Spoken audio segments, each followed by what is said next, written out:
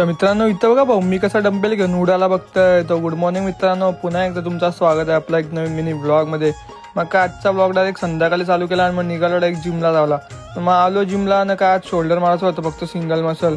मग काय घेतला शोल्डर मारायला. न काय आजकाल मी लेग्स मारत नाही तर नुसता शोल्डरच मारतं. आणि नंतर मग काय भौमिक सोबत आलतो जिमला. तर योबो कसा डंबेल घेऊन उडाला बघते. नंतर मग काय केला वर्कआउट कम्प्लीट आणि नंतर मग निघालो घरा जावाला.